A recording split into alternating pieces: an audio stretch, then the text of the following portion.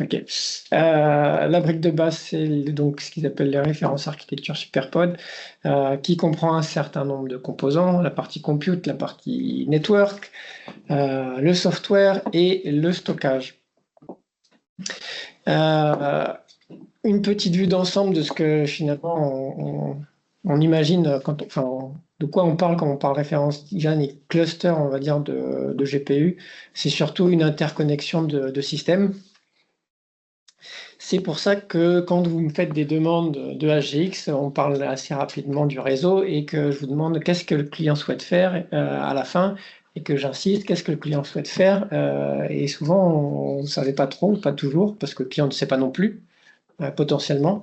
Mais il faut savoir que dans le référence architecture de NVIDIA, et dès que vous allez acheter potentiellement un certain nombre vendre un certain nombre de HGX, maintenant les gens du réseau côté NVIDIA arrivent assez rapidement pour savoir qu'est-ce qu'il en est de la partie réseau, est-ce que c'est bien géré, est-ce qu'on est en contact, voilà. Donc il y a, chez eux aussi, ils font de l'upselling, hein. Et dans ce design de référence, il y a quatre réseaux distincts, physiques, qui adressent des besoins différents.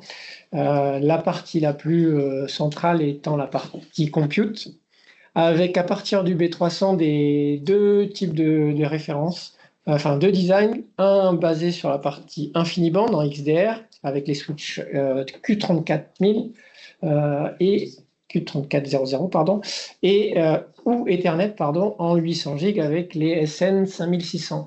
Sachant qu'aussi que ces switches-là sont disponibles soit en AC, soit en DC, maintenant, puisqu'ils livrent aussi au rack avec de leur expérience du GB NVL. Voilà, maintenant, la partie AGX aussi va être partie sur la partie DC.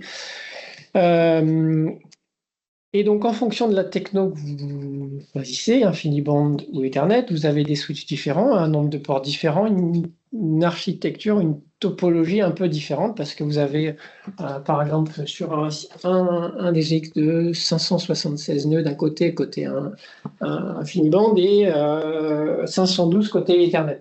Donc, à chaque fois que vous faites un petit changement et que vous me faites une demande de remodification, d'adaptation du network, voilà, il y a pas mal de modifications ou d'optimisations qui peuvent être faites après coup, mais en tout cas, c'est jamais trivial dès qu'on parle du réseau. Et donc, ce truc-là, on le réplique sur la partie compute, sur la partie storage, sur la partie management network. Donc là, c'est quand on accède directement juste pour se connecter au serveur. Et sur la partie out of band qui permet de piloter tous les systèmes de manière du point de vue du matériel. Donc, alors ça, c'est les parties les moins problématiques parce que les moins complexes, mais les deux premières font soit intervenir des technos différentes côté InfiniBand Ethernet, et puis après côté stockage, et ben là, on fait rentrer un autre aspect, c'est la plateforme de stockage sur laquelle on va s'appuyer sur la partie Superpod. On a des contacts avec notamment DDN, VAST et WECAS, et on va dire nos partenaires privilégiés aujourd'hui. On pourrait aussi adresser du pur, on a des contacts. NetApp, je les utilise par exemple dans mes designs, mais pas pour la partie comment dire, high performance, mais juste pour la partie stockage NFS qu'on appelle les homes des utilisateurs, pour ceux qui connaissent un peu la chose. J'ai grisé ou cacher la partie d'LIBM parce que je ne pense pas que ce soit les plateformes vers lesquelles on se tournera naturellement, sauf s'il y avait une demande particulière. Après, pour chacune de ces plateformes, on a des solutions un peu différentes. À chaque fois que vous allez avoir une demande, pour une volumétrie et une demande de prix, potentiellement, ils vont vouloir plein de détails sur quel est le réseau, quel est le cas d'usage. Et voilà, on est toujours sur le même discours, même demande, hein. Donc, plus vous avez d'infos dès le départ de votre client et de ce qu'il veut faire, comment, plus ça facilite après la partie production de propositions techniques ou de BOM, etc. Hammerspace, c'est des contacts. Hammerspace, effectivement. Mais ce qu'il y a, c'est que aujourd'hui, ce sont les seuls partenaires certifiés Superpod. Voilà. Hammerspace, c'est une solution qui peut matcher. Ça veut dire que tous ceux qui ont des Superpods, ils ont au minimum ça. Ouais. Sachant qu'un SuperPod, c'est que du matériel NVIDIA. Là, on parle de référence design du SuperPod parce que c'est plus facile d'en discuter. Mais un SuperPod, ce n'est que du DVX, ce n'est que du NVIDIA. C'est-à-dire qu'il a aussi acheté ça. Si voilà, s'il veut avoir le petit tampon de NVIDIA SuperPod, exactement. Ok. On n'est pas obligé de vouloir le tampon NVIDIA, mais ça fait partie du jeu potentiellement vis-à-vis des clients finaux.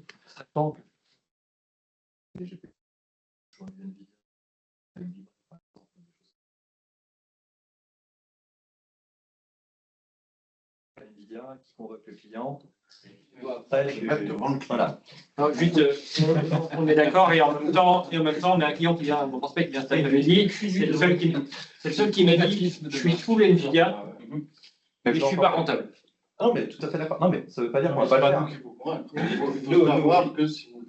La Vibrel, je veux dire, on a été courageux, on a envoyé Marc tout seul. Ça s'est très bien passé. Il a pris des coups. Bon, si personne disparaît. Pour info, NVIDIA a complètement détruit notre solution. Oui, parce qu'on n'avait pas. On l'a rattrapé, mais ils ont quand même détruit. Aujourd'hui, la vente En dégoût commercial avec nous. Le commercial a détruit la solution. Après, quand on a été Xavier et moi et qu'on a parlé aux techniques, bizarrement, la solution pour les techniques était vachement mieux.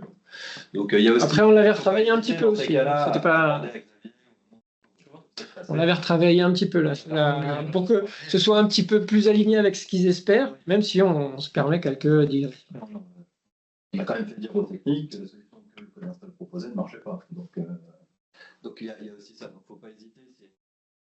Si vous sentez que truc comme ça, vous appelez soit moi, soit attends, venez rôder. Ouais. Voilà. Oui, là qu'ils appellent Loïc, oui, aussi.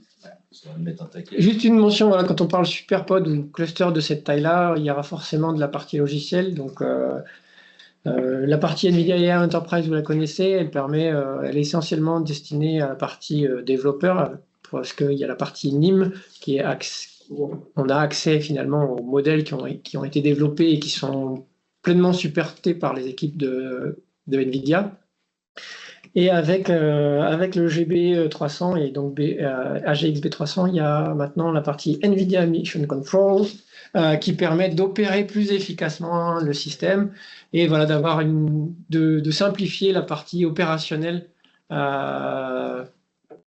du client s'il n'a pas la capacité ou s'il n'a pas la connaissance suffisante pour opérer des systèmes de cette taille-là. Parce que vu le prix de ces systèmes, on a intérêt à ce qu'ils soient productifs et bien exploités et qu'on ait toutes les remontées d'alerte, la télémétrie, observabilité, validation, etc. Donc il y a toute une suite logicielle qui est en train d'être poussée côté NVIDIA. Vous avez avec les SuperPods du management, c'est pour ça qu'il y a toujours plein de petits serveurs qui traînent autour et qui agrémentent les BOM. Voilà, c'est pour ça qu'elles sont là. Ça permet soit de déployer du serveur, soit de gérer des orchestrateurs de type HPC Slurm ou alors des orchestrateurs de type Cloud Native Kubernetes. Donc, NVIDIA, c'est leur référence architecture. Ils ne veulent voir que ça ou quasiment que ça. À savoir qu'il y a différents types de références architecture. Il y a la partie Enterprise, il y a la partie NCP.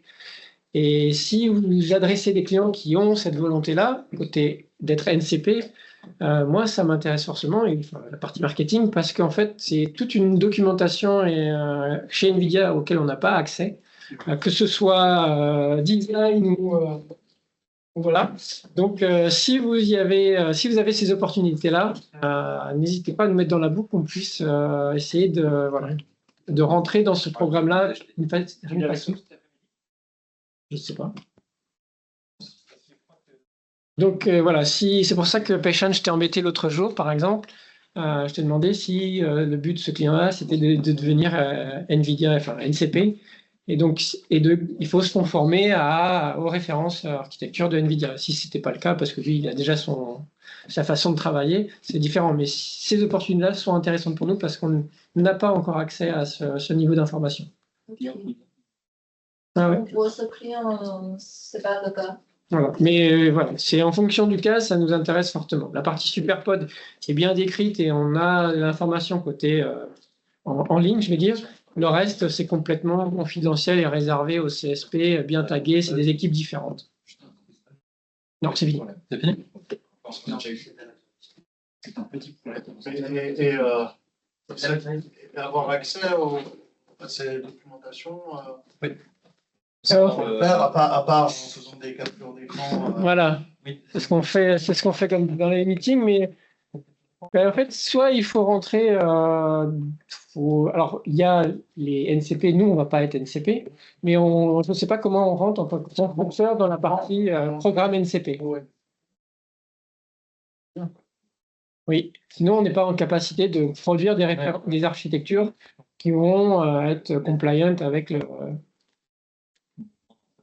tampon.